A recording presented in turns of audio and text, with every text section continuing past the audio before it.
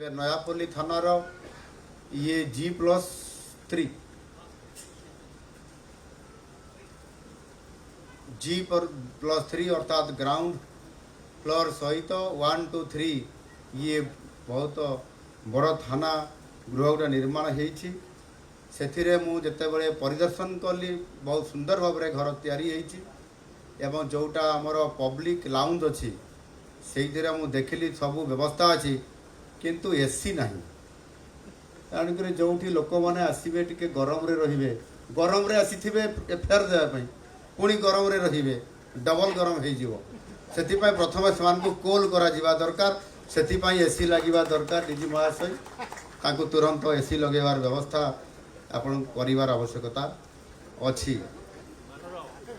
एवं ठीक से भाव में नूतन थाना गृह मानकर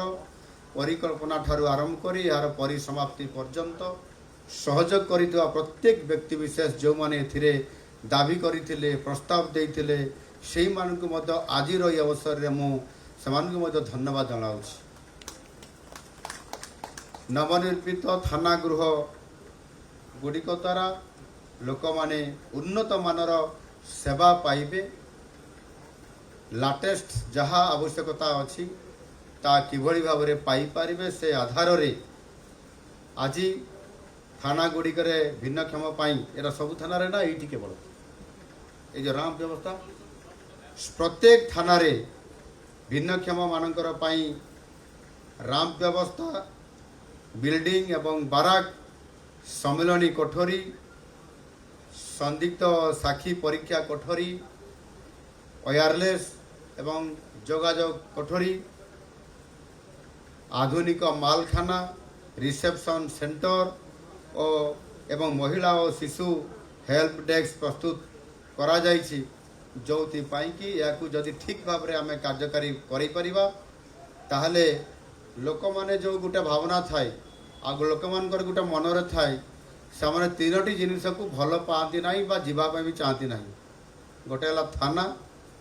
आ गोटे है डाक्तरखाना आ गोटे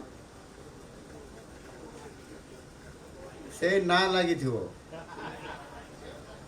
पाइखाना कि कौन है जेल खाना जेल खाना जेल खाना जेल खाना को क्या जावाई इच्छा हुए क्या जावाई इच्छा कहीं अपराध कले जेल को जीव ना आंदोलन कले जीव अवश्य अनेक लोग आंदोलन कर जेल जा भारी इच्छा अच्छी जाइए आमर भाई माने जगन्नाथ भाई माने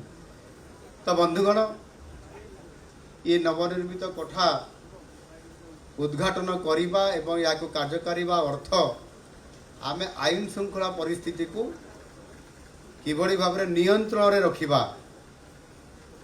एवं ता माध्यम रे प्रतिटी व्यक्ति सबु बळे किभली भाव में सुरक्षा पाई परिबो न्याय पाई परिबो आउ सेथि पई ताकू किभली भाव में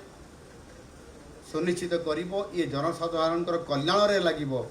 या को आधार करी आज यह पुलिस मानकर प्रतिटी कर्मचारी समस्त को आमको निरंतर भाव में विश्वास सहित काम करिया पई पड़िबो।